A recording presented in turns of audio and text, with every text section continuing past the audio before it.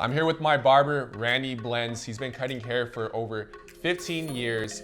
He's cutting hair for entrepreneurs that you may know, like Chris the Shark, Ryan Halkme. And not only that, he's a barber examiner. So I'm looking a little musty right now. He's gonna clean me up. And as he's cleaning me up, he's gonna explain the good and bad of the haircut business and if he thinks it's a good side hustle for you to get started on. Let's go. Let's get it.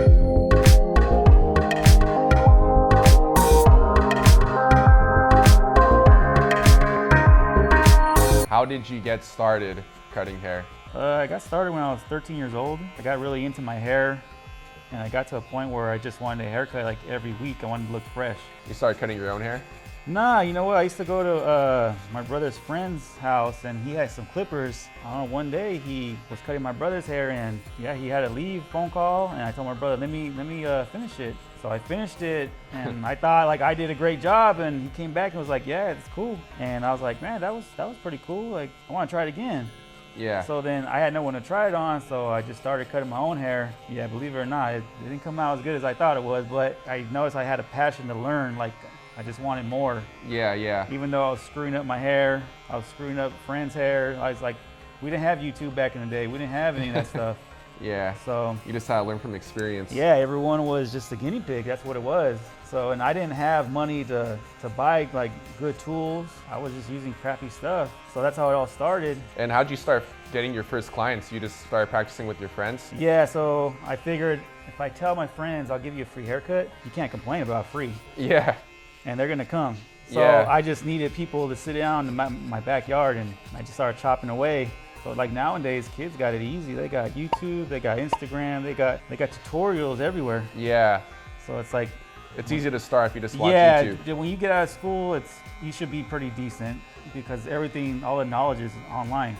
Back then, we didn't have DVDs, we didn't have VHS, we didn't have anything that had to teach you how to do haircuts. Yeah. Like you had to know a barber, and like you had to sit down with them and like actually learn. Yep, that's the way it was. So say I wanted to start cutting hair, how would I get started? What would I do to get my first clients? Well, it depends if you want to go to school or not right away, or you just want to kind of dabble in it just to see if it's for you. Yeah. But like I said, you can start with friends and family and just tell them like, hey, like, let me cut your hair. If it comes out bad, well, I'll pay for it or something, you know?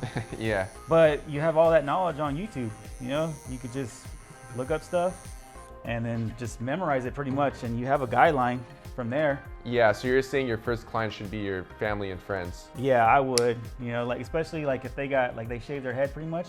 Yeah. Like if they're bally on top and they don't care, those are the best ones because they're gonna shave it off anyways. Yeah, that makes sense. Or you can buy a mannequin head. Yeah. With synthetic hair. What would be a good price to start charging? I would say probably like $10. $10? Yeah, that's a fair price. And then slowly start working your way up? Yeah, it's gonna take time to learn. And you didn't really run ads or anything, you just kind of got your whole clientele from referrals, right? Yeah, so when I started cutting hair, there was no Instagram. It was all word of mouth, that's all it was, and a bunch of walk-ins. So how long did it take you for you to get consistent clients? I would say 2 years. 2 years? Yeah, my second year I started noticing that I started getting booked, and then by the third year I noticed I was already like booked for like a week and a half, and that's when I knew like, all right, I'm doing something right. I changed the whole game in 2012 with online booking. So I ended up doing it, and then all my clients were like, don't ever get rid of this app. Man, this is... What's the app called? Well, it was GenBook when I first used the GenBook, but they got I remember that. Yeah, and then now they're Booksy. Booksy, right? Yeah, Booksy. They're using Booksy now. Is it easy to sign up for Booksy? Oh yeah, everything's user friendly. It's super easy. What kind of fees does Booksy charge? They start right now at $40 a month. $40 a month. So you think about it, one haircut pays for it. One haircut pays for it, because you're charging $40 right now. Yeah.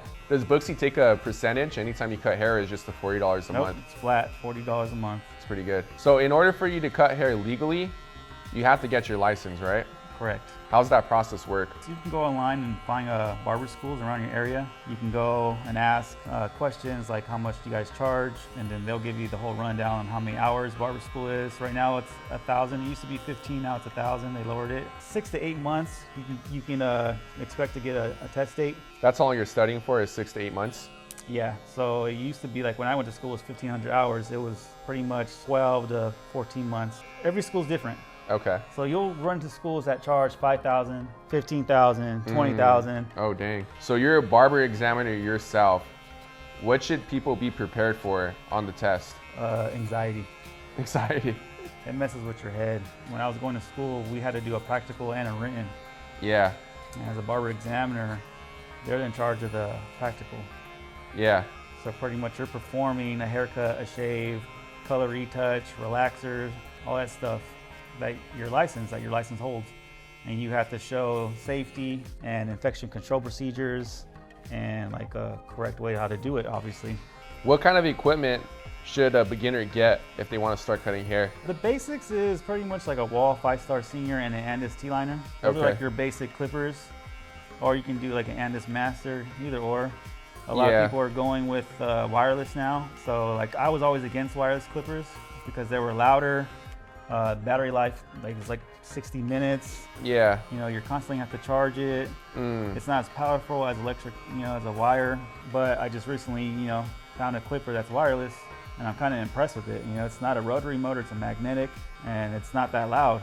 So, you know, I have a change of heart now about wireless clippers. So your nickname is Randy Blendz. What are the 3 type of fades that you recommend learning first? Well, they're all pretty much the same. Taper and fade, they're all, like when you learn them, it's the same steps. A fade's always like around your head. Yeah. And a taper is just the corner of like your sideburns and the bottom of your nape area. That's all it is. But all the steps and getting that blend, it's pretty much the same. What would you say some pros and cons of this business are? A lot of people think this is like the greatest job on earth because, you know, you have a lot of free time, you can do whatever you want. But I mean, the cons is you got no 401k, you got no sick days, you got no vacation days. You're on vacation, no rent this week. No, you're paying rent still. So that's another thing, like you're gonna pay more if you're out of pocket. Taxes suck. Yeah, taxes are no joke. What are some good tax write-offs for cutting hair? Your booth rent, that's probably like one of the highest. What is that, your booth rent?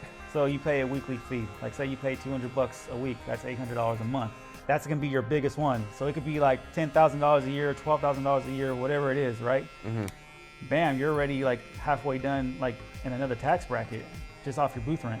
Have you ever thought about opening your own shop? Yeah, before I started working for State Board, I had bad luck with 3 of them. So I just felt like maybe it's not my time to have a shop right now. So how much can you expect to make your first year cutting hair? Probably not a whole lot because you're the new person in the shop. It could be 20, it could be 30, it could be 35, and it's not gonna be something like super crazy. Yeah, yeah. You know, like you're just starting.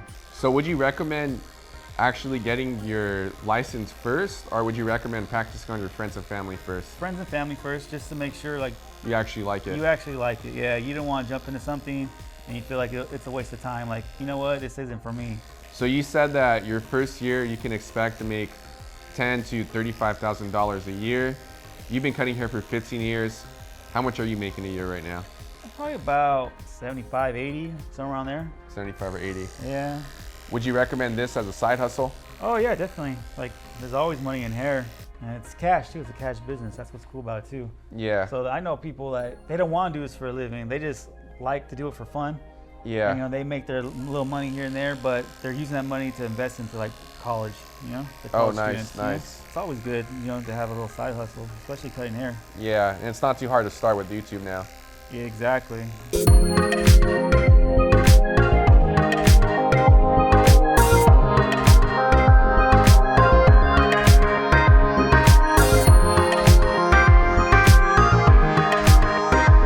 Shout out to Randy Blendz. If you want to get in contact with him or you want him to cut your hair, you can reach him through Instagram at Randy Blendz. He's located in Chino. Randy, thank you for taking the time to be on this video today. Yeah, man. Appreciate it, man. Catch you guys later. Peace.